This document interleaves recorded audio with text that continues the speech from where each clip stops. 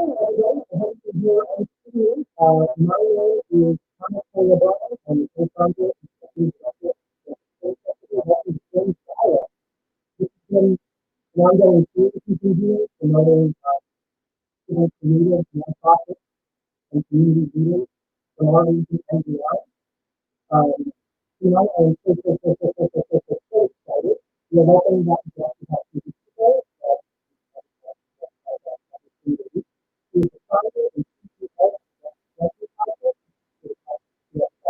for organizations and children, and updates in the recent incredible events and community.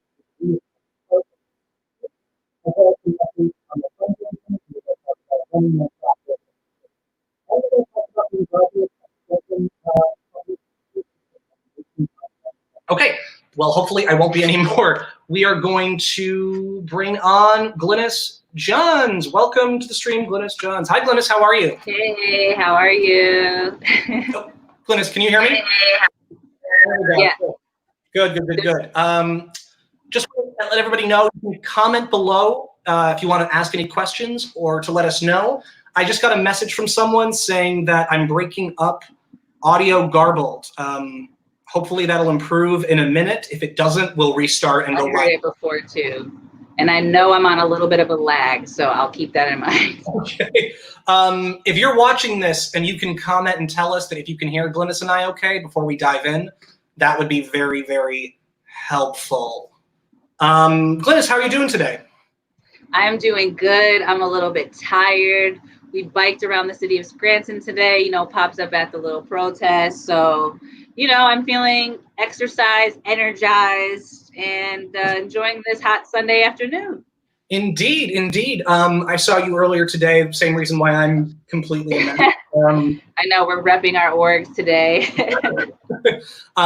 We were both in attendance at the LGBTQ rally for Black Lives, which was really, really wonderful. It was there was good attendance. It was incredibly hot. I want to give a shout out to Savannah and all of the organizers of that event. It was really, really lovely, and to everyone who spoke. Okay, we just had 3 people comment that sound is good, so we're good. Okay. Great. As we're going by the way, everybody, I am recording from a different location than normal, so if my audio is a little weird, that's probably why, and please let us know. And Glynis and I are both always happy to repeat information. Yes. And okay. I'm not using my own computer, so let me know. I'm at my friend's house for dinner, so we biked. I like the fact that we both haven't had a time to get cleaned up, and we are both recording from 2 different locations because we were too tired. Word. I know, it's like I saw you at a Dezo getting my coffee beforehand, and then, you know, I saw you, I pulled up at the protest and saw you, now we're here. So it's just like, you were biking on a very cool bike, by the way. I liked your bike. Thanks. I get mad compliments on it. That bike is so old, it's from the 70s. It was in my aunt's basement. She got it from her best friend in the 70s. It lived in her basement from the 80s until 2018. And then I took it and then, you know, tuned it up, and now it's mine, and I love it. Awesome. So I find it hard to believe there's a intellectual, culturally minded person in Northeast Pennsylvania that does not know what the Black Scranton Project is. But since we are live streaming out on a few new channels tonight, and since Fringe does have some wonderful supporters from around the country, just in case, very quickly, give us a little bit of an overview of Black Scranton, your mission, and how your organization began. Cool. So the Black Scranton Project is a local heritage initiative. So we're dedicated to archiving, sharing, celebrating the African-American history of the Scranton area. So on top of all of the historical archiving stuff we do, we also like to spotlight and uplift local artists of color. So we do a lot of events and collaborations with local orgs, local people of color, and just try to like promote another side, the overlooked community of Scranton, which is the Black community. So that's like Black Scranton in like the condensed version of what we do. Black Scranton started as just a research project when I was in grad school back in 2015. Once I finished my graduate thesis in 2017, I just could not keep the research in those pages. So like I was basically trying to debunk a stereotype. If you're Black, you can't be from Scranton, and why people believe that. But I ended up finding so many gems that I just had to share it. So I moved back from Brooklyn to Scranton in 2017 and have just been like telling everybody who can listen about Black people in Scranton. And here we are, like after that with a nonprofit. So a lot of things have transpired over the past 5 years, and that is the 2-minute rundown of Black Scranton. I think it's worth noting as well that you are currently in process of your doctorate, correct? Woo! Yeah, I am. Can you tell us a little bit about specifically what your PhD will be in and what you're focusing on? Yeah, so I am a PhD student at Rutgers University studying African American history because I really want to like hone in on my archival skills. I want to know as much about African American history to bring back to this project and to the nonprofit. It is very hard. The African American history program at Rutgers New Brunswick is the #1 program in the country for African American studies. So 1, I'm just like imposter syndrome for being there. 2, it's really hard. And 3, I failed last semester. But it's okay, you know, it's fine, you know. So I took the W withdrawal, and I'm taking a leave of absence because I'll tell you right now, trying to run a nonprofit and be a PhD student is nearly impossible. So I needed to take a leave. Yeah. So I'm taking a little bit of a leave because Black Scranton has been rolling in this progression a lot faster. So yeah, now I'm just working on the nonprofit side. We're trying to get a headquarters space and a community center together. So that's my focus on for the next year, trying to get that locked in. Fabulous. So we're gonna get to that in 2 seconds. So now that we've done an overview and we've talked about just a tiny little bit of the work and the scope of the impact of Black Scranton Project, you recently hosted an event as in honor of Juneteenth on June 19th at Nahok Park in Scranton, this Black Scranton Project Juneteenth Jubilee, which I was in attendance at, which was amazing. So I can give my perspective that it was incredible and it was so needed on the levels of. I was talking to so many people, just the very fact that there were people, and I want to give credit where credit is due. I didn't see one person without a mask. Everyone was being so respectful. There was one person who, very well-meaning, was coming up to our booth and talking, and I kindly had to ask her just if you could just take one step back just to maintain. And they were, and everyone, it was someone I also knew personally, so it wasn't hard. So it was such a wonderful event, so well attended. So I want to know, as the leader of that organization, as the head organizer of that event, what were you trying to achieve, and did you achieve it, and what are your thoughts looking back? Yeah, so, well, #1, Juneteenth was literally the best day ever. I just, 1, was so humbled by the amount of people that came out, and 2, by how positive the event was, and 3, by how many people were there. So basically, we put together the Juneteenth Jubilee in 8 days, and that's what it looked like. So if we had more time, it would have been so much better. But we were, like you were saying, like we were really trying to follow CDC guidelines, and like for us, that was a protest. We were protesting in joy and celebrating Black life and letting people know that there are Black people to celebrate here and Black history in the city of Scranton. And I mean, there's literally no excuse why not to celebrate during Juneteenth. It's just unacceptable because like slavery, like, you know, so to me, it's just like, there's no yes or no here. It's a thing that happens. So yeah, I just felt like it was something very, very important, especially for Black folks in the area. And I just needed to do something. And I had contemplated figuring out if Black Scranton wanted to organize a protest. I'm also a very kind of organized person where like, I need to make sure if we're organizing a protest that people understand why we are gathering. What are the goals of this? Why, so I wanted to make that very clear. And I think it was very clear. People were there peacefully, having a good time. The babies were out, the dogs were out, everybody had a mask on. Procter & Gamble even donated, like they called us. They said, hey, we saw on the internet, Black Scranton is putting together a protest rally. Like, we want to make sure everybody has face masks. Could we donate face masks? I'm like, wait, I don't know, Procter & Gamble? Sure. Like, what? So yeah, that was really cool. And then like my favorite ice cream spot, Manning's, donated ice cream. They brought the ice cream truck out. So it's just like another bit of sweetness on top of the beautiful day. Also the ancestors were really just like, you can have this day, Black Scranton. It rained in all other parts of Lackawanna County, like poured. Literally, the park was sunny, no clouds, a little bit of drizzle here and there, but like, they're like, okay, here's our little umbrella for y'all. Just enjoy the day, Black Scranton. Okay, everyone's having a good time. All right, ancestors. Okay, cool. So it was a beautiful day. Like I just felt like it was just perfect. There was not one counter protester, not one nasty, just nothing. Like people were like setting rumors that we were gonna trash the park. People at the end brought trash bags and were picking up bottles, like whatever. The park was cleaner than when we got there to set up. I was just going to say the exact same thing. You also had tremendous speakers yourself, members of your board, different other Black leaders in the community, such as Scranton's new HR director. And you also had Senator Robert Casey speak and attend the event. And again, I want to remind everyone, especially if you're just tuning in, that we're referring to the Juneteenth event that you had how many days to plan?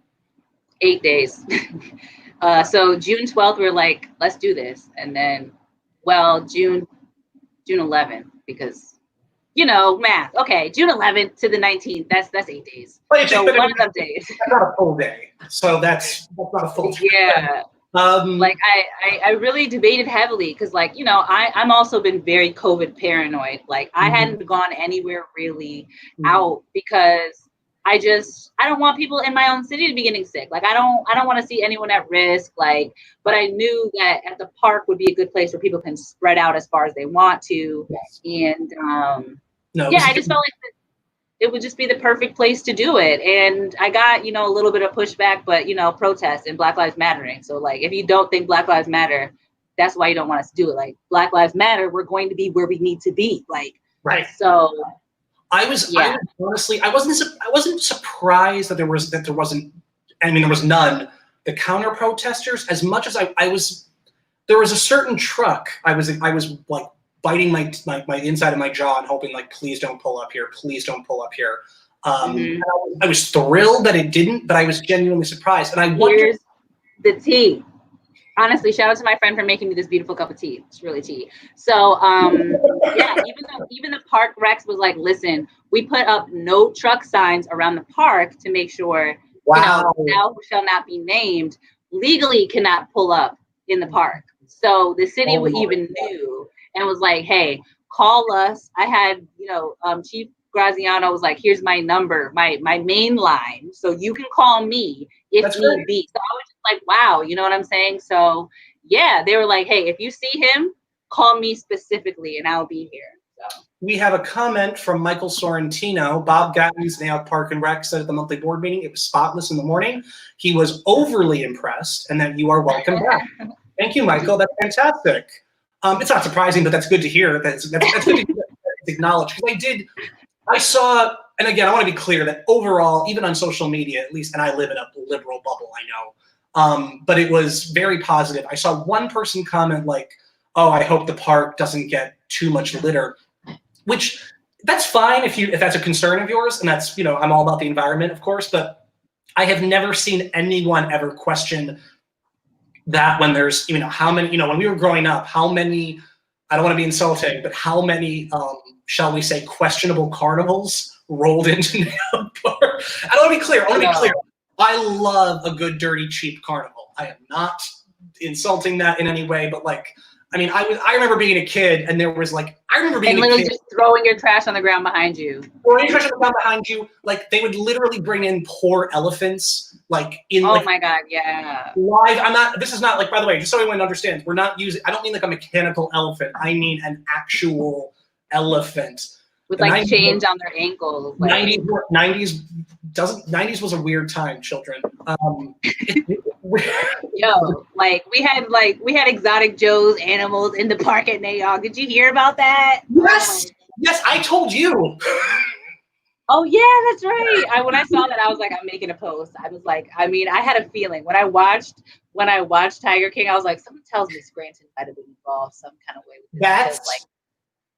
I wonder if anyone's out there and has access to anyone, probably not, but anyone who worked for the zoo, because it's not the same institution anymore. Yeah, no. You're an employee for the city of, it was a private zoo, I think. If you are an employee or a volunteer from that previous zoo, let us know. Give us the tea. Call in.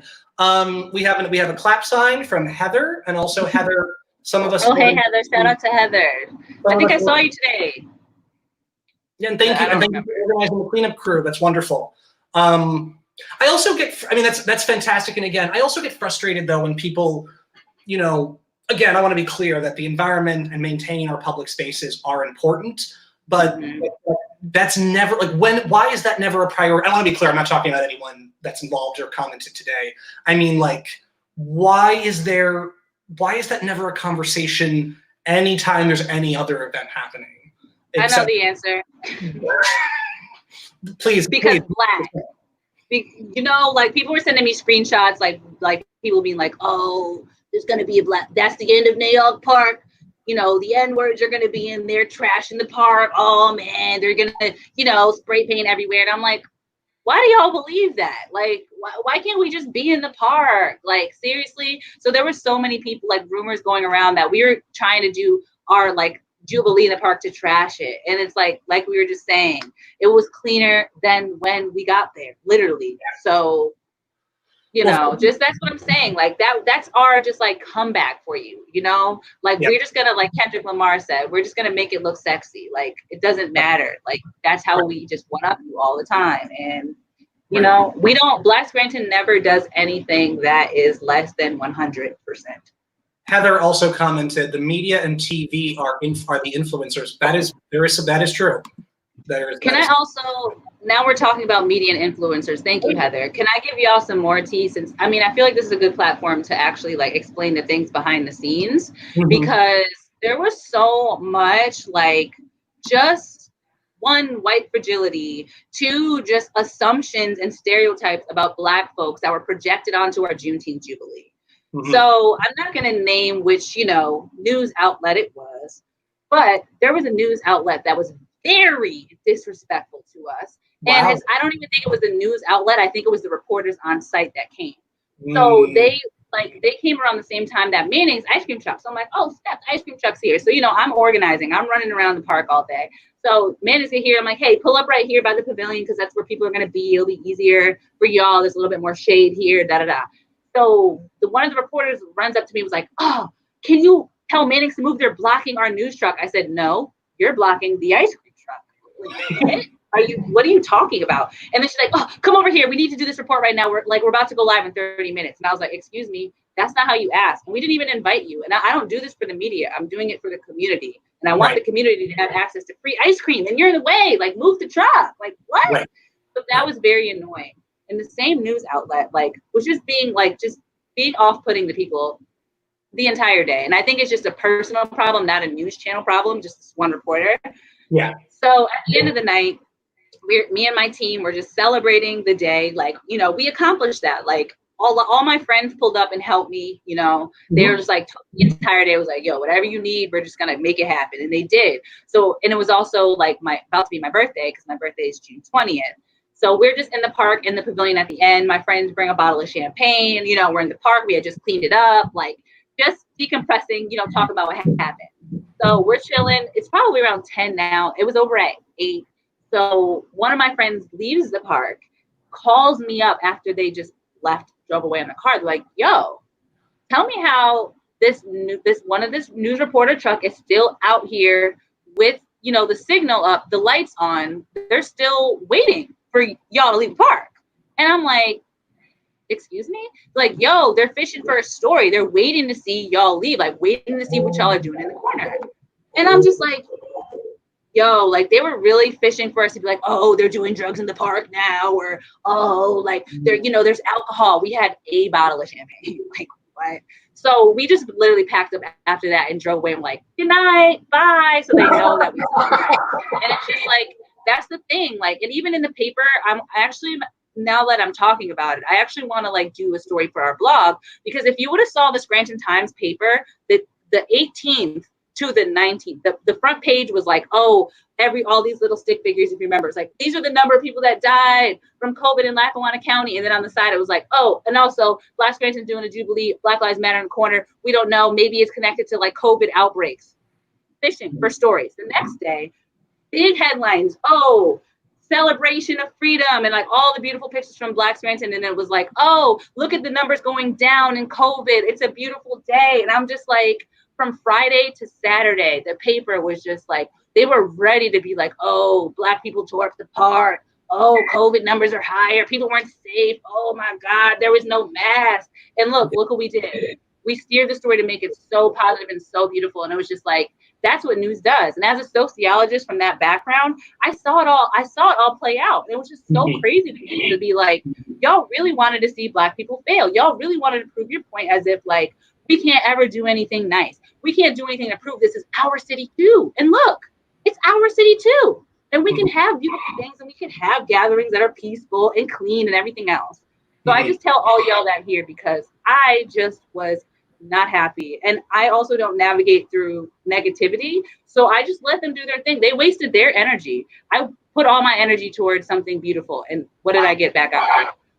People having a good time. The babies had a good time. You know, the park was clean.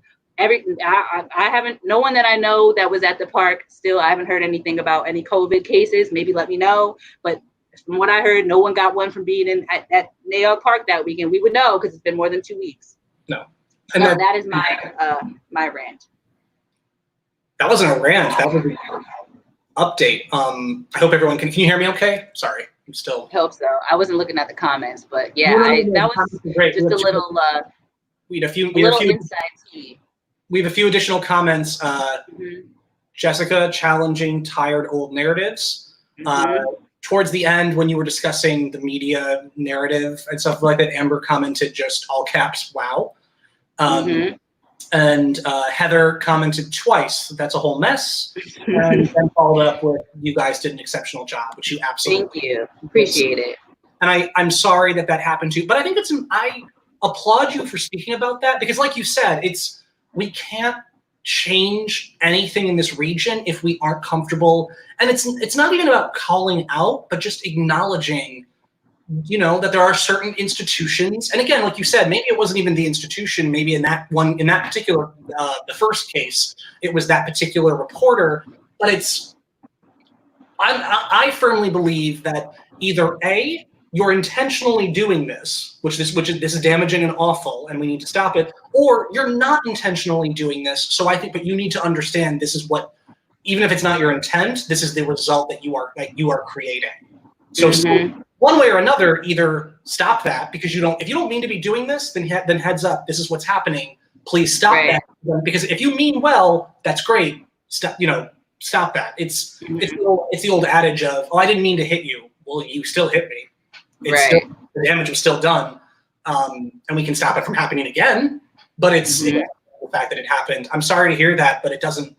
Hey, it comes with the territory, honestly, and like this isn't the first time, and it's like every time there's a Black institution, you have to come with the receipts. You have to be on your A game. Like there's no alternative. You just have to do it. So I'm used to doing that, and like I said, I already knew. Like I made sure in those 8 days. You know, Bob Gadden knew it was good. Like shout out to the city and the park, because at first they were like, no, we don't know. And I was like, well, hey, if people just show up at the park, maybe they showed up on their own will and just everyone just so happened to be at the park. Like, what are we gonna do? It's just that's what happens. But then they ended up being like, hey, well, we're gonna get porta potties, and like, you know, like the city ended up being behind us in ways that I didn't expect. I applaud the city and the park as well for acknowledging and recognizing although this happened very quickly, the national significance of this moment and of this day. And also it should be, I mean, like, I hope that Juneteenth in this region, and of course under your leadership, I hope that it deserves the same, you know, every culture deserves to celebrate and have its event and have its community. And I think that's such a, you know, I'm going to stop talking because I want to give the platform to Amber again. We have no room for error. We are not given any benefit of the doubt, but the event was so beautiful. Thank you, Amber. And that's a commonality that you hear over and over and over, and particularly from women and female identifying women of color and Black women. You hear that, you know, all the time. And so where does, I don't even have a question to ask, because there's no way to reason that topic. It's how have you in your, and this will segue into our next conversation, how have you guys, as you know, growing up through the Scranton public school system, and then in the world of high level academia, and as a nonprofit leader and director in this region, like, how do you personally, Glynis, navigate these spaces with that unfortunate truth always trailing your shadow? Like how have you what coping mechanisms or strategies have you taken to deal and to hopefully minimize it happening to the next woman of color that comes in your path? Right. So for me, that's just going to happen. Like, so you have to have self-confidence. You have to have, if you don't believe in yourself, you can't expect anybody else to.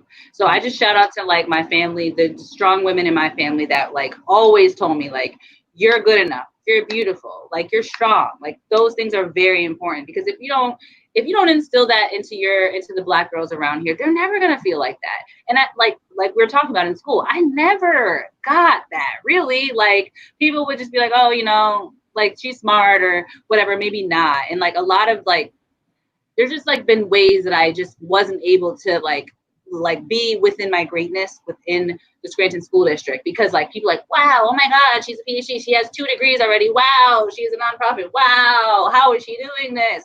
And it's like, because I worked my ass off, and y'all never believed I can do it to begin with. And even if you did it, you couldn't just say, go out, try it, achieve your goals. It's like, nope, that's never gonna happen. Nope, she's never gonna be anything, maybe community college. Like, like, why do you tell kids that? Like, why? And it's like, I have been thinking a lot recently about like my writing and why I have so much anxiety, because growing up in school, like they're like, oh, you're terrible, like your grammar's trash, just get through this paragraph, you can't really write, let's just get beyond it, we know you're smart, but you're just not a writer. Like that really still affects me. I hate writing to this day, but I chose the wrong profession because I have to write just about every day. But yeah, like, and just seeing like my best friend, she is in all AP classes, and I wasn't. I was just in just like standard regular classes, always straight A's, always honor roll. And I asked, I'm like, hey, can I be in AP math? Can I be in AP science? Like, oh no, you're not going to do good there, just stay here. Like, not like, you could try, and if it's too hard, you can go back down to like, the easier level courses.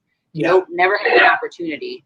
And it's like, now I can laugh because I have more degrees than all of my teachers. So who's winning now, And now they're all emailing me like, oh, you're my student, my English student. I was like, no, I wasn't, because you never told me I was going to be anything. So it doesn't matter now. Like, even like I talk about this too all the time. My guidance counselor told me, because I was already about being out of here. I was like, when I graduate school, Scranton will never see my face again. F everybody here. It's a no for me. Don't talk to me. I don't care. And I told her, I'm like, I'm only applying to schools in New York and Philadelphia. So let's run those applications, because I was a low income student. I lived in low income housing. I had access to like 5 free applications or something. And she was like, no, you can only use those for the community colleges in the area. What? And so when I was in the University of Success program, shout out for that, because they picked kids who are low income students of color to be in the program. So when I brought that information to them, they're like, wait, no, they can't do that. Like, you can use those applications to any school that you want, and we'll help you through the process. So I told them that. And luckily, I got into some of the schools that I had wanted to apply to. And that's how I got to St. John's University. And imagine if I, didn't have that other resource as the University of Scranton to tell me that's not, you can't. I would have just applied to, and there's nothing wrong with Keystone or Lackawanna. There's nothing wrong with that. But to limit your students and where they want to go because you don't believe they'll be successful is trash, Right. And like, I wish I can go up to her and be like, look at me. Tell me I'm not. I'm in the #1 program for African American studies. What? Who am I? What am I doing? What'd you say I could do? Where did you say I could do? How many degrees do you have, sis? Let's talk. That's my thing on you. So, you have to have self-confidence in yourself. And like, luckily, I just happened to like fall into places where people believed in me, because for a long time I didn't. I was very self-conscious. Like, although I was very cute, I was stylish always. And I was like pretended to have a level of self-confidence. But growing up, I just really like felt insecure about my weight, because I was always a stick figure.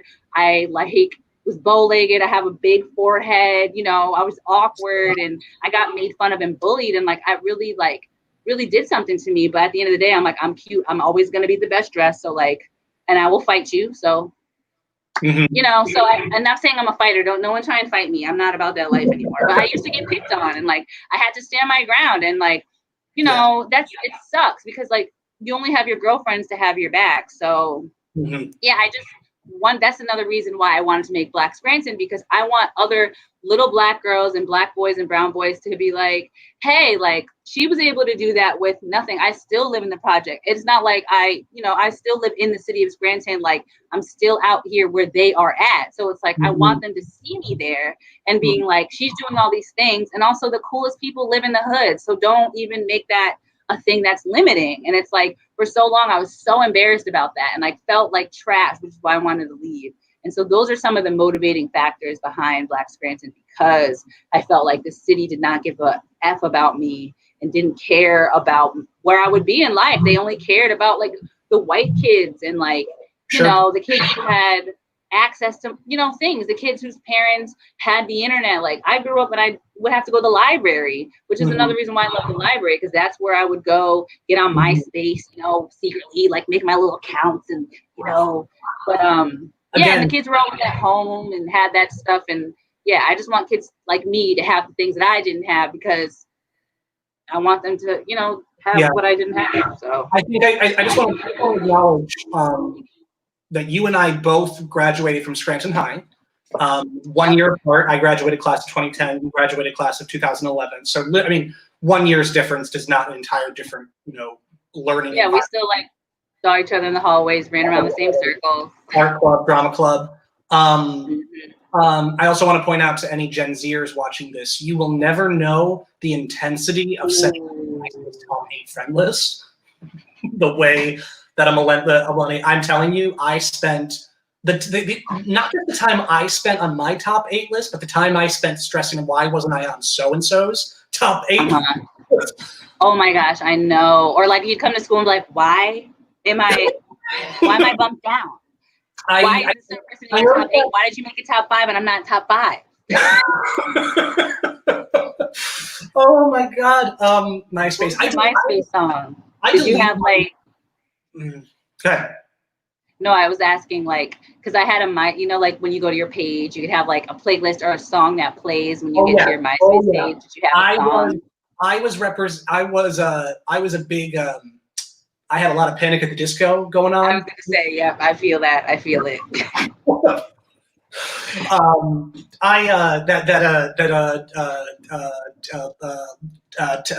Top Testosterone Boys and Harlequin Girls. That one. I forget that. Just like that. Like Amber just commented. Bright side. Oh my God.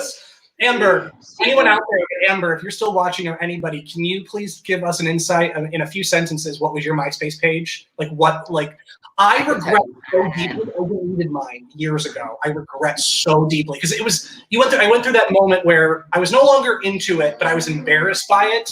Whereas now I wish that I had the archive. Like I wish that does yours still exist out there? It does. I wonder if I can find the old, you know, like internet pages. Mm-hmm. The Wayback Machine. The Wayback Machine. That's right. Yeah, I'm gonna have to check. Yo, my MySpace was mad cute. Like I remember it specifically, and mainly because Thank you, Liz. So, yo, my MySpace, I had when you go to my homepage, it was very colorful and cute. And I used to go by So Stylistic Glenny because I used to love Fanny Pack. People probably don't know who Fanny Pack is, but it used to rain down. It would say like Glynis down the page. And when you go to my page, the song that was playing was Lip Gloss by Lil Mama. You know, so I was very proud of my MySpace page. My God, Amber. Lincoln Park. Oh, the code. Yeah, this is when we had to code. Remember, you had to go find the little, you had to copy and paste it. You'd go and you if you wanted the little glittery things, you'd go, you pick the little code. Which by the way, I don't know if you were this intense because I was intense. If you know how you would still have people could still have a top friend list, but they could hide it by like putting a cover. For most of them, if you copy and paste it into another doc, you could still see who was the top friend. I was Kim Kardashian level militant about knowing like what was like. I'm sorry. Did Alicia loan you $10 last week? Because it's funny because I thought I was the one that love and respect to every poor person that I single white femaled on my side. Intense. Amber Viola. That's how I fell in love with Kid Cudi and Kellis. That was a jam. I remember. Khalees, yeah. When I was like a freshman, sophomore, the seniors, their MySpace pages. That was when like hipster was starting to just become a thing, like the early indie kids. And I just remember thinking like, they are so fucking classy. They are so. Man. Yo, and that's when I started getting into my underground rap scene and like the underground hip hop, because I was on MySpace looking through all the music. That's when I fell in love with Kid Cudi and all his mixtapes, and that's when like the obsession happened. Like I was like, yo, I have to get to Brooklyn because I'll run into Kid Cudi. He'll be mine. We'll smoke a lot of weed together, and life will be beautiful. Meanwhile, I was like 12 and 13, like. I'm just picturing 15-year-old Glynis like at the Scranton Library, just like building out with my headphones jamming. It's like, you have 10 more minutes of the session. I'm like, no, I don't. I'm gonna renew this thing. I remember I memorized my library code because I was on the computers literally from 3 o'clock until 7:30 until my mom's like, you better walk your behind back home because I'm not picking you up, girl. So Liz comments the MySpace photo angle. Also, it was a one of these things. What was that? I don't know what that was. Oh my god! I wish. Oh, I don't even want to see the pictures I posted on there. Oh, God. The Wayback Machine is a website where you can go back. I wonder if that works on social media though. I'm gonna find out because that's. I think it does. I've seen people on YouTube like look at their old stuff. I'm gonna try it one day. You're making me curious. Oh, amazing. I'm seriously now people are going to be like, oh, we're going to dig up dirt on Glynis. We're going to make sure that we, roast her on the internet. Go ahead, try me. I'm so cute. Or how about this? We could say that if you make a donate, if you find it, you should announce it and be like, for $100 donation to Black Scranton, I will email you screenshots of my teenage MySpace page. That would be. No, I'll just make an OnlyFans and just make it all my old MySpace. MySpace was the original OnlyFans. Oh my God. Yeah. Wow. We can talk about that all day. I'm so sorry for anyone tuning in. I'm sorry this was not on the agenda, but that just gave me so much. Okay. The internet has come a long way. Whew. The internet has come a long way. One of the things here we go. One of the ways the internet has come a long way is that it helps with fundraising. And you are fundraising for that was a segue like I've never done before. And that was you've been fundraising to buy and own and curate an entire Black Scranton Cultural Center, a Black Scranton Community Arts and Culture Center. We talked about it briefly last time we chatted. That was a few weeks ago. You are just about a month into like dedicated fundraising for that. I know you still can't quite tell us a lot about the physical exact location or logistics, but can you tell us a little bit about how the fundraising's been going?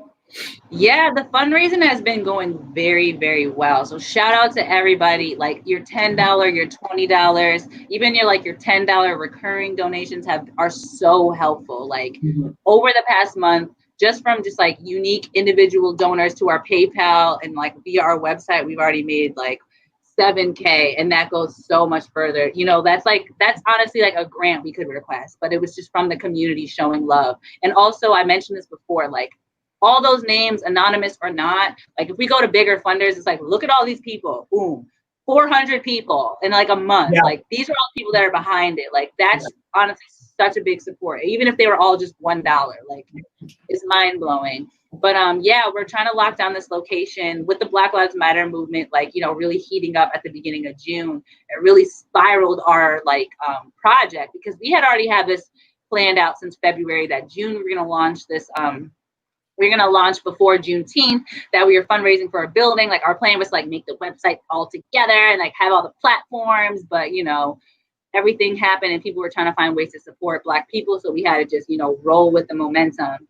So everything is moving a lot faster than we predicted, but it was, a blessing in disguise, honestly, because we are so much closer, a lot faster to like securing this space. And it is incredible. I literally cannot wait to tell everyone where it is, because everyone's going to be like, yo, it's the best space in the city of Scranton, if you ask me.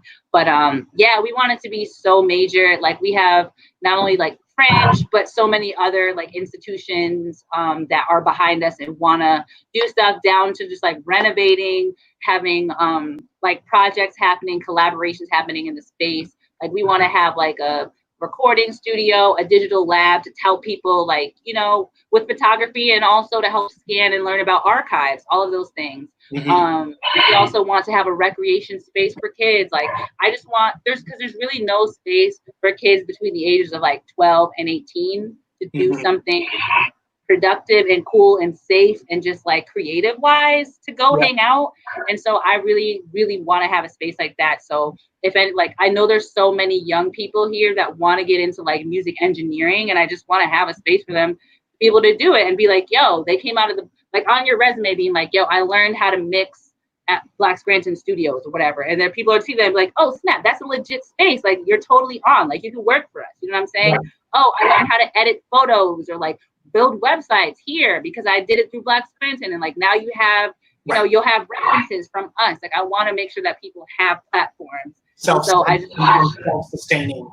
Yeah, self-sustaining. And there's so many people that like, there's so many like engineers that I know, photographers, artists, sculptors, tutors, professors that just want to work with students, work with kids. And it's like, all we need is a space so that we can come together and do it, be our space, you know, post-COVID, obviously, or ways that are COVID safe. But yeah, I just want, especially students of color, we're so limited, like I was talking about early, on resources and that believing. So it's like, if you need letters of rec, you can find them via us. If you want to learn how to do something, we'll make it a point so you can do it. Like, I just don't think there's places for, like I said, young people of color to hang out and learn and explore. You know, I want to have like a game room with like old school, like arcade games, like no computers in the game rec room, but like, you know, old school games, you know, board games, just stuff to do. Because like, yeah, we have the Boys and Girls Club, but I want to do something cooler, like somewhere else to be. You know, I feel like there's never enough spaces like that. Especially in this, we're seeing it happen nationwide, but in our area, we're seeing so many budget cuts to the arts. Exactly. Budget cuts to the school arts and music programs that it's unfortunate, but the students are going to have to turn to, and for any arts and music and drama educators that are still on the payroll, love and respect to you. But we're absolutely going to have to, the students are going to have to turn to outside the school system for that access, especially as you mentioned. Are there any, and I mean this with, is there any Black female full-time educators in the Scranton School District? Not that I know of. I think there might be one, but I don't know her or who she is, if she does exist. But so even if this person does exist, that's one person. And I could tell you, when I was a sub, those students lean, and not even just the Black and brown students, like students lean on seeing teachers of color, especially if they've never seen one, and especially a young one. Like, I started subbing in the Scranton School District at 24. So like, they're like, are you a student? No. Oh, she says no. So yeah, there's none really. So like, students love to see that. It gives them a new perspective on what an educator looks like and what an educator can be, you know? So it's very important for kids to see themselves in these roles, because it looks to them that there is, you know, you can't do that. And in the schools, the school to prison pipeline is a legit thing. I'm telling you, like, as being a sub, I would go to the classes, and kid you not, like, if I could have like took more screenshots and pictures, I totally would, but I don't want to be sued, so I didn't. But like, the teachers would like write in their notes, like, this is a terrible class, they don't listen, all these kids are bad. And then like the classes that were nice were always like the AP classes with, you know, the white kids, or like there would also be classes with more ESL students. They were always the bad, rowdy kids. And I would get there and the kids would listen. They would do their work. I'd give them some time at the end of the class, and it was great. And I would tell them, because I didn't care, because I felt so insulted for the kids, that you would tell the sub before she gets to meet them, or he, that these students are bad. So now the teacher's going in like, oh God, these kids are going to be bad. So now you're projecting that onto the students, and they're going to give you that back, you know? So I would go in the class and I'd be like, listen, you know, my name is Miss J. That's what I went by. And kids still see me now like, Miss J, oh shoot, when are you coming back? But I would get in the classroom and I would say, listen, y'all, my name's Miss J. This is what we're going to do. If you get your work done without your phones out, I'll give you free time at the end of the day. Also, your teacher said that y'all are a bad class. Right now, you guys look like a great class. So let's Yeah. prove her wrong, because I want to show her like y'all aren't bad, and that'll be funny for you, and we can just be like, you know, y'all aren't bad. So, and honestly, every time they were angels, they were so great. And I would cover classes multiple times. They would look for me, and the teacher would start requesting me and being like, oh my God, the students love you so much. And I'm like, because you're telling them that they're bad students. So they're going to believe that and act that way. If you tell them they're smart, they're capable, they can get this work done, they can have a good time in the class, they can learn this way and that way, like it's so much better and the day feels better. So I say all that to say a lot of these teachers are telling these kids that they're bad so that they are bad and that they flunk out or fail out or drop out. And it's like, that's not fair. Find alternate ways to work with these kids. And it's like, you don't even know what they're going through. And a lot of these kids are stressed out and tired because their parents, their first language is in English. So when they're missing a lot of schools, mainly it's because they're, you know, going to appointments with their parents because they're the only ones that can speak English well enough. So that way they can like, you know, like do important adult stuff. Like, so like, you're not understanding that because like, you've only ever lived in Scranton with like your white oriented lifestyle. And you have no idea that these kids are just tired because they're up helping their parents do taxes and they can't even get through 6th grade math. Like what, you know? So it's like, it's frustrating to me because it's like I see these kids for who they are, you know. It reminds me of something that the amazing Amanda Seales said a while back. Shout out to my girl. I love Amanda Seales. Yeah. She's amazing. She's absolutely amazing. The other night, I mean, in addition to everything she does amazing, the other night she was watching Star Trek and on Instagram doing like a play-by-play commentary that was just hilarious. That's the tiniest thing of what she does, but the nerd really resonated with that. We talked about once before that. And it was when she said it, it was something that I should have always recognized, but it was never put in such a direct way, that as a society, as a whole, we constantly deny young Black and brown children the opportunity to be children, just to be. We instantly, you know, there's so many situations that we see get caught on tape, which always means that's only 10% of what you're seeing and what isn't being caught on tape. They are being placed in situations where even quote unquote well-meaning adults are making them like they're holding them to a standard of an adult, and it's like that's a child. That's literally a not fully formed person. That is and it's so sorry to hear that. And while it's wonderful to see these conversations happening in the mainstream media more and more and more, you and I talked about very briefly before we went live, and you've talked about this on social media. So just for the record, everyone, this is an open topic, that you've talked about how there are genuine concerns in the Black community that this outpour of support is a trend. It's a hashtag going to fade away in a week or two or in a month or two. Yep. And what are your thoughts and concerns on that subject? My thoughts and concern that's true. And we posted about that the other day, like your performative allyship has to go beyond this week, or it shouldn't just be in this week, because as like, the behind the scenes of Black Scranton and just, observing, people are really just on this trend, like just being like, oh my God. And so many people from the perspective of Black Scranton who are like posting to their story, like, hey, I donated to Black Scranton. And like for a while, I was like reposting a lot of people like when they've done it, because I was also genuinely just humbled by the support, But then as that goes on, or like this weird repetitive, I started to realize that people want us to, not everybody, but some people want us to repost them donating so they look like that they are like supporters. And it's like, look, Black Scranton recognized me. I'm great and I'm good. I got my gold star and that's it. And I'm good and I can go away and I did my thing. And it's like, no. Also, like, is it just to be seen, or do you really care? Mm-hmm. And then just like when people are like right now, they're just trying to find ways to be supportive, and that's a genuine response. But like when you reach out to organizations with Black folks behind them, like a Black organization or Black businesses, and ask them how you can support, and if they say, I don't know right now, or these are the ways you can support now, and it doesn't suit what they expected, they get all angry and flustered and like, well, no. Like the example that I gave to Connor earlier before we went live, I'm just like, you're like, hey, I'm the Black organization, Black Scranton, for example. It's like, hey, we need your help to help set the table. Can y'all help us set the table? And like, oh my gosh, we know how to crochet blankets. Here, we'll help you crochet blankets. And it's like, no, we need you to help us at the table. Can you help us with that? And it's like, oh no, I make blankets. But it's like, hey, if you want to help us, we're doing this now. And then it's like, hey, later on, you're like, hey, we do need blankets. Can you crochet some blankets for us? And it's like, well, you didn't want our help when I asked you before.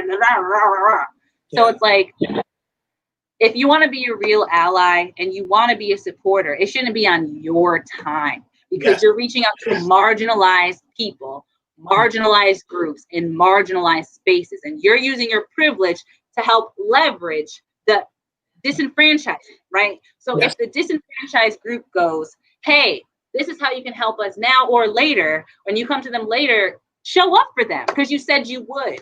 Don't be like, we're on a expiration date, because that's not fair. That's just even more marginalizing the groups that are marginalizing us and putting us on a timeline that is yours. So you're trying to claim our time and we're trying to reclaim it, you feel me? So it's like, that's very frustrating when people do that, because it's like, it's not fair. And it's like, we shouldn't have to fight you back or like get into an argument about how you can support. Either you want to or you don't. And it's like, it shouldn't be an expiration. It should just be like an IOU or a tab or save for later type of thing.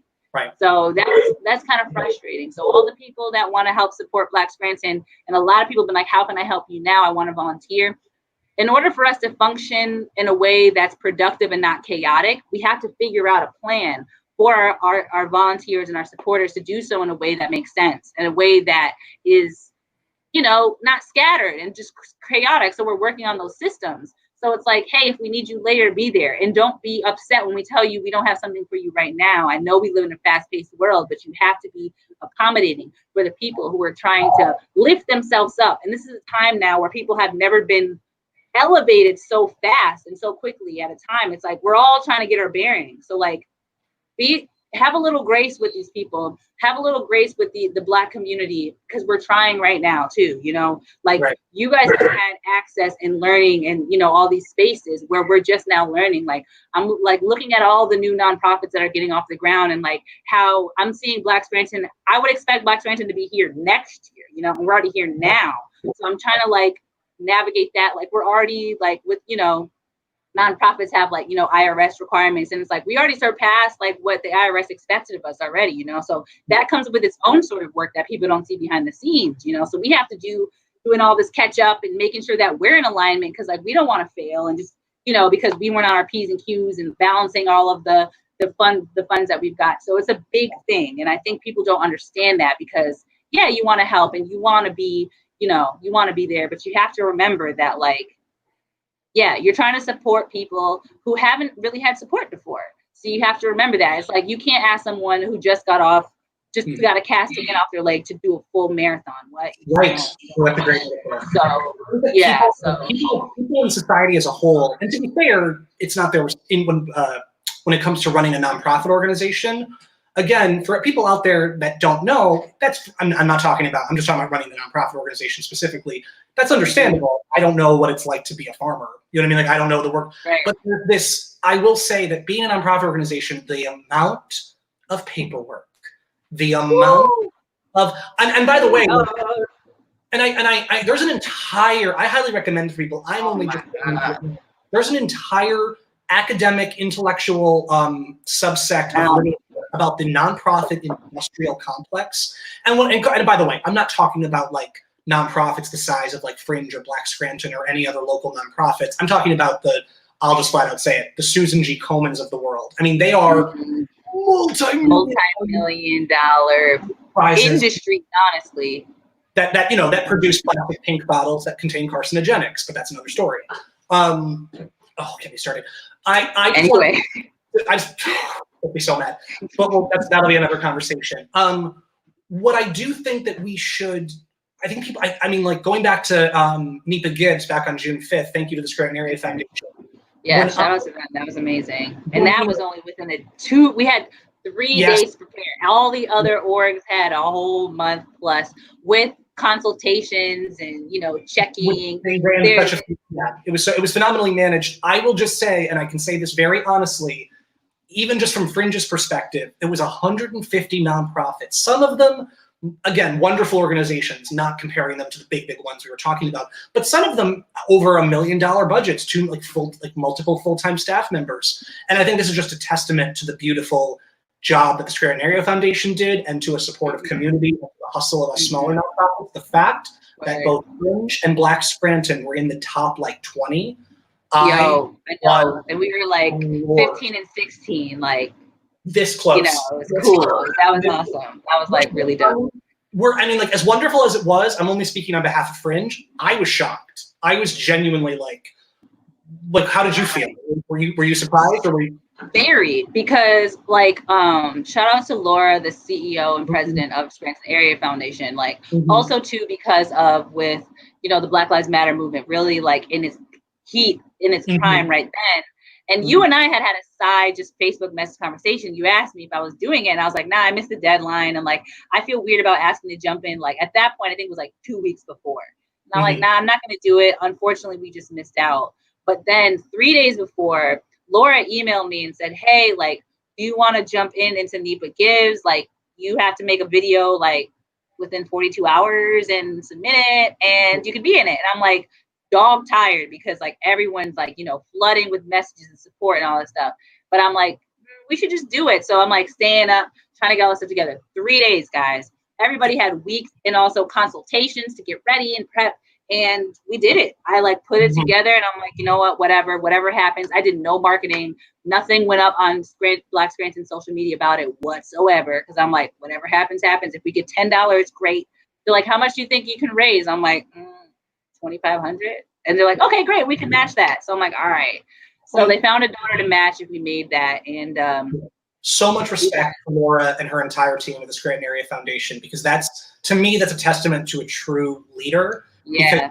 It wasn't just, she could have easily been justified of, there's 149 other nonprofits, I'm busy, and would have been justified, but she saw a gap and your organization clearly in need and clearly deserving of support, and took it upon herself to open that door, which is. And she was, and she even like was responding to my emails at like 2 a.m. because it was like 3 days left. She was like, I want you to be in this, and I want to support, I want y'all to get money right now and funding. So like, I'll help you. I'll stay up late to respond to your emails and questions, and like making sure all the paperwork went through. And I'm not to toot my own horn or anything, but like I saw the videos. Ours is one of the better videos, and I did it in like on Snapchat filters, and I just threw it together, and it was like cute. And also like you had texted me and was like, yo, like, did you see all the donations you got in the first few hours? And I was like, no. And I'm like, wow, pouring in. I guess I'm just a pessimist always, but I was so taken aback by, that entire overall event. And I was so happy for other nonprofits, because at first, not weird, but I felt especially what was happening at the national level.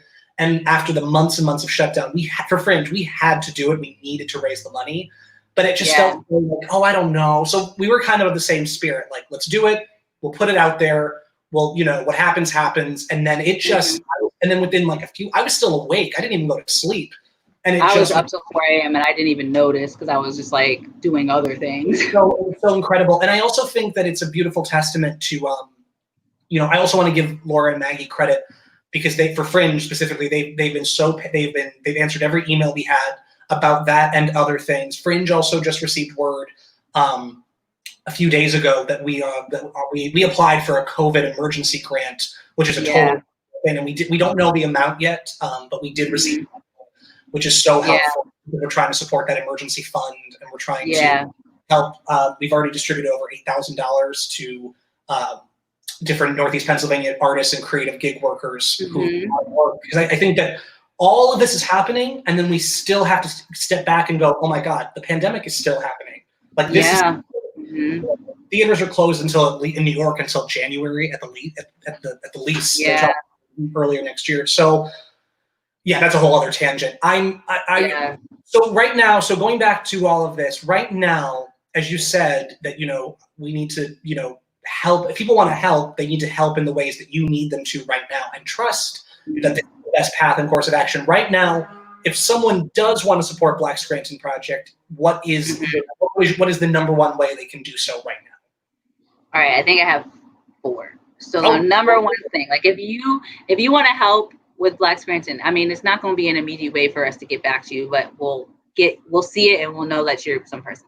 If you want to support Black Scranton, if you go to our website, you can submit like a volunteer form, and there's different types of volunteers that we need in the future. So you can submit your form being like, this is how I want to help. These are the things we can bring to the table, and we'll respond to you and get back to you that way. That's one way. Also, if you have the financial means, a donation of any amount is also a blessing and very, very helpful for us because we are working for our community center, and also just the regular yearly things we need to run our nonprofit. We also have an archive, a real archive of documents and objects that are older than the Civil War that we're keeping, maintaining, and growing upon. So those donations help in all those ways. Also, just giving us a like, a share, a follow, a comment, all those things. The algorithms pick up on that, and you let more and more people see us, and we grow more and more support that way.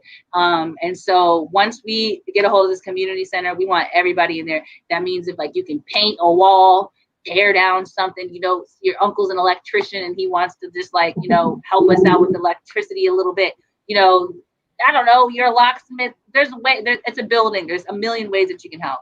So right now we're just trying to get a handle on this fundraising project for our community center, because Black Scranton can no longer live in my office because there's too many things in it now. I can't even get in there because, like I said, our archive is growing and all those things. So yes, if you want to help us, the first action would be to just submit a volunteer form on our website, leave us a donation, and comment, share, tell everyone to like, comment, share what we got going on. So I know it's not the best answer right now, but we are working on expanding our team. There's also a form on our website too if you want to get in on our newsletter. We don't send out many, but usually it's with like community happenings, what we got going on, and we will be putting out like board member applications because we're trying to expand our board and making committees. So in order for that to happen, we have to make sure that the applications are appropriate and we're asking the right way. So like, I know it takes time and we're trying to get it done quick. So yeah, there's ways that we're going to need a lot of help. It's just a matter of us getting it done because we don't want to ask people to help and it's just like a crazy mess and nothing gets done. So just bear with us, and we really want the community to help us. We really do. It's just a lot of just like trying to get it done, and like we're a new nonprofit, so we're just learning as we go too. And we appreciate it. We even like when you guys ask for help, it means so much, the fact that people even want to help. So just know that too, for the people who are listening, who have reached out and haven't heard back from us yet. We see you, we hear you, we love you, and we're going to get back to you guys. So yeah, those are the ways. Maybe it's underwhelming. That's fantastic. You have it going at the bottom of the screen for everything Glynis just said. Just the easiest and simplest way is other than social media, go to blackscranton.org, go to blackscranton.org, and if nothing else, sign up for their email list so when the time comes when there is more defined tasks, they can reach you quickly. We're gonna wrap up in about 5 minutes. I just want to give everyone one last chance. If there's a question you have that we haven't answered, or if there's a topic that we kind of skipped over quickly, or anything you want to say and mention, please comment now. We are currently live streaming via Facebook, YouTube, and Twitch, which is a new platform for us. We're still experimenting. So if you're watching this live in any of those platforms, your comment will still come to us directly. So please comment below, even if you just want to say hello, or if you have a particular question for Glynis. I'm looking. Oh, Elizabeth's in the room clearly because, you know, Fringe. Yes. Shout out to Liz. Also, shout out to Amber. I see you, girl. You're awesome. Also, I got your email too. I've just been hella busy, but I can respond to you. You're still here. Black Scranton is also creating a form on our website, which can be helpful because a lot of people have been asking us because they're trying to get, you know, diversify their teams and things. We're creating a form on our website, which hopefully by next week will be a thing, where we can create a bulletin board for people who are looking to, you know, people are looking for Black people. Like, hey, do you know a Black person qualified for this, X, Y, Z? So we want to create a platform for, like, you know, submissions for, or calls for jobs, or call for applications, or some form on our website. So, you know, people of color that are like, I'm looking for something, maybe Black Scranton will have it. You can go to this page and see what postings that people send to us that are available. I think that'll be something really helpful. So that's something we are working on. So, you know, I saw your email. Sorry I didn't get back to you, sis. But I think that'll be really cool, not just for you, but like other people who are looking to find, you know, people in the Black community who are qualified. I think that's also a good resource for people. Like, that'll be a great way for us to connect people with job opportunities and like Sure. leverage themselves. So that's something I'm really trying to work on and figuring out a good way. So if anybody knows how to make that, you know, efficient, maybe hit me up and we can, you know, make it efficient on our website. So yeah, that's what we're trying to do, just connect the community and really make our website a hub of information on all different levels, you know, like to volunteer, to find a job, to look at historical things, to connect with artists. Like, you know, we really want to do that. And again, it takes time. And the more things that people throw at us, the more things we feel like is necessary for the community. It's all about, you know, that. So thank you guys. We have from Trish, Glynis, you are amazing. Hey, so are you, Trish. Shout out to Trish. You know, we missed Terra Preta Prime. They were the host of our very first Juneteenth event ever, when nobody else believed in Black Scranton and cared about Juneteenth. I miss Terra Preta. Like, yeah. I love, ooh, man, their vegan flatbreads used to kill me every time, in a good way. I used to love them. Ooh, tofu bites, I would give my left arm. Man. Maybe I'm gonna just do, Trish, can you whip me up some one of these days? Trish, let us know. Wonderful. I'm just going to give it one more minute. Oh, we have from Jessica. My mom read an article here today about you, Glynis, and she basically loves you now. And she told me she's really excited to learn about Scranton. That's progress for my mom. So thank you for what you are doing. Thank you. Yeah. Penn. What is it called? Penn. Oh, that's terrible. I don't even know. I don't even know the name of the platform. Capital? Was it Capital something? Penn Capital Star. Penn Star Capital. Penn Capital Star. It's your media coverage on mine. It's a media coverage. I think they're out of Harrisburg, and they pretty much do more political, you know, reporting and stuff. And they did a really beautiful piece because, like, some of these reporters, I don't know the things that they write. I'm like, did I say that for real? But yeah, no, that was a really, really nice article. It was a great conversation, and yeah, that was out today, and yeah, it was cool and really nice. So thank you. Thanks to your mom. Shout out to your mom. That's sweet. Very sweet. Is there, before we go, and again, last call for anyone, last comments and questions. Yes. Awesome. Oh yeah, we'll make it happen. We'll get the community center. I'm distinctly noticing my buffalo tofu bites are missing from that. Yeah. So we'll have both on hand.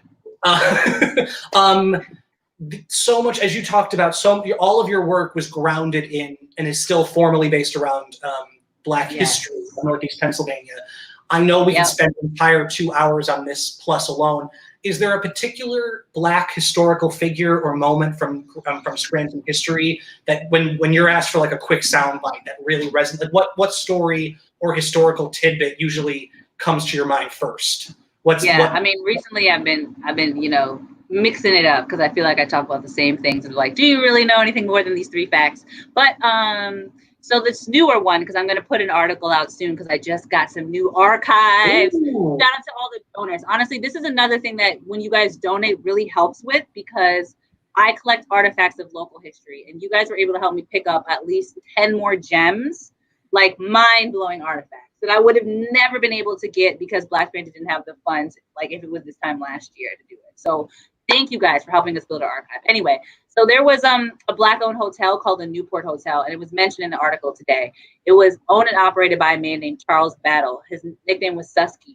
Think of like Jay-Z of the 1900s, like 1901 styling. He used to have jewels. He used to have a wad of 20s on him in the 1900s. That's like $5,000 really in today's money. He was wealthy.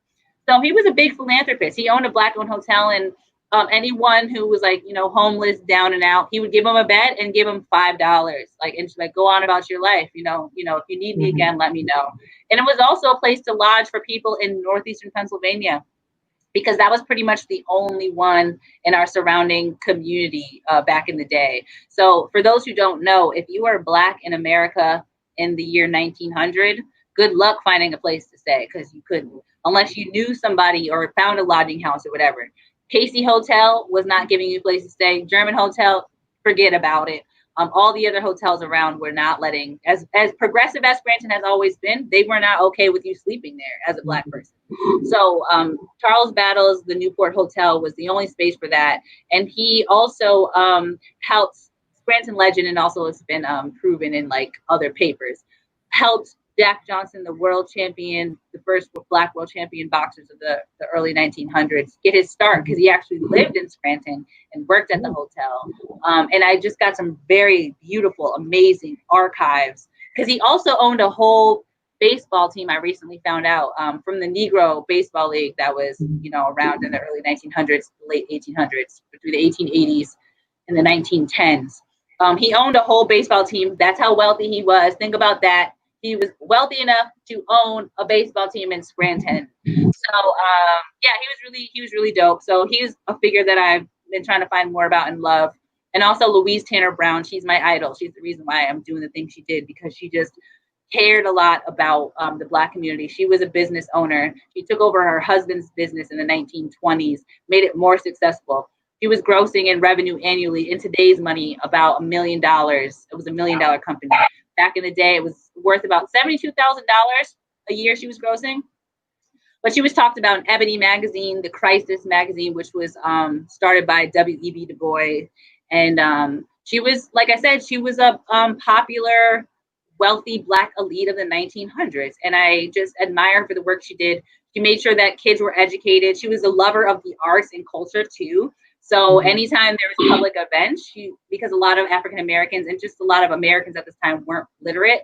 So she was reading popular literature by like Paul Laurence Dunbar, who was a popular poet at the time, who also came to Scranton, who she was like friends with, who she invited to her home. Anyway, so yeah, she had big connections. She would go to the city, and she was just an amazing. She helped fund Bethel AME Church. Her husband was a trustee, one of the first trustees of the church.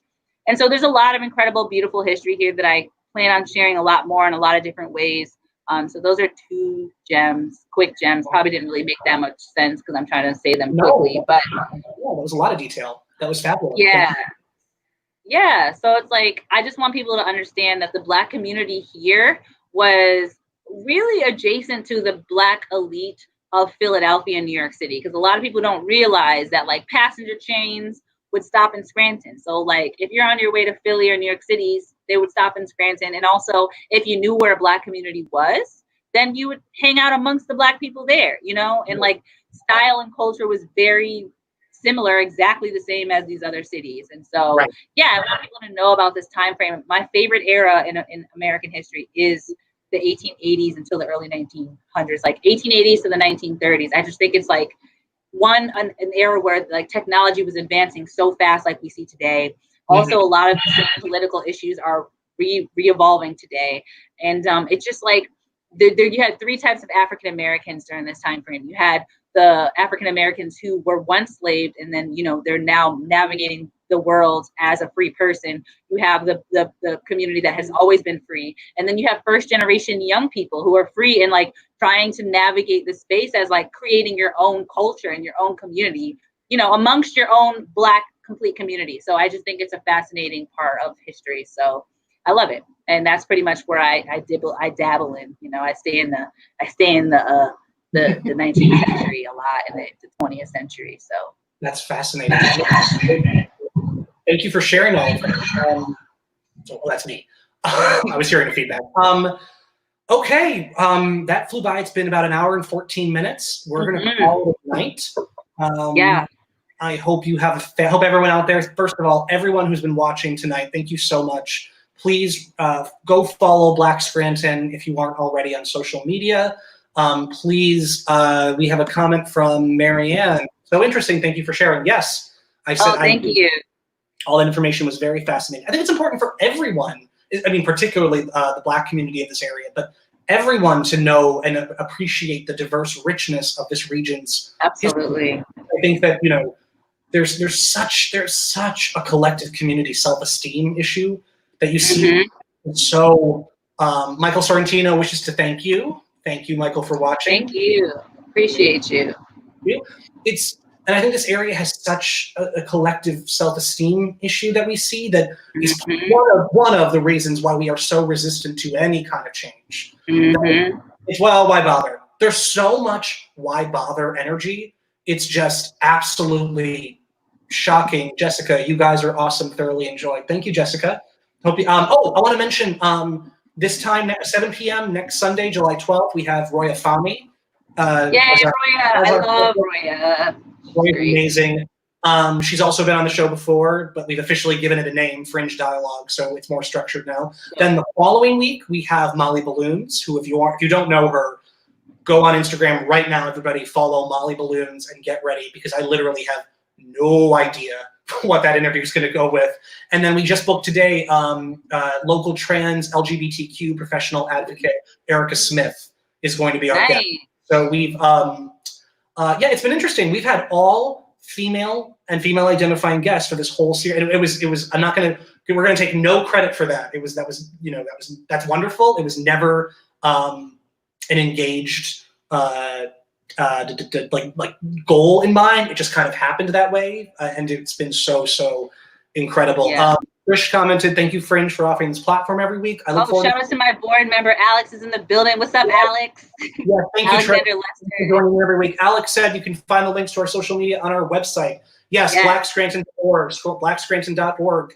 Black Scranton is on everything is there. Facebook, Instagram, and Twitter, correct? Yeah, and I guess LinkedIn too, but I don't really use it that much. We'll be on there too. I'm trying to get better with LinkedIn because actually it's weird. This the platform that we do these interviews with, like the one we're using right now, StreamYard, which, by the way, they just notified us today. We can now have up to 10 guests on screen at once. Oh, so that's really cool. They're catching up to the Zoom. I personally prefer the platform so much more than Zoom, just me personally. Yeah. So anyone out there, if you want to join us, we haven't done a group discussion yet. Maybe in August, that'd be kind of cool. You and Roya and a few people back, and we'll do like a group conversation. Yeah, I'm down. Let me know. I also wanted to mention, Amber, if you're still watching, I really would love for you to come on, either on your own or as a group. I just haven't had time to reach out. So we'd love to have you. And if anyone watching is a creative and a community leader, and you don't have to just be from Northeast Pennsylvania, that's primarily who we've been having, but we are a Fringe festival amongst 200 worldwide, so anyone's welcome to come on. But yes, Alex, thank you so much. Social media links. Yeah, thank you, Alex. Appreciate that. Thank you, but I have to head out now, but thank you so much. Also, thanks you everybody who's watching and supporting and joining in the conversation. For those who don't know me, I can talk way too much. That's just the personality trait of mine. So it's a glorious time each time. We'll have you back soon. Good night, everyone. Thanks, Glynis. Good night. Bye. Thank you.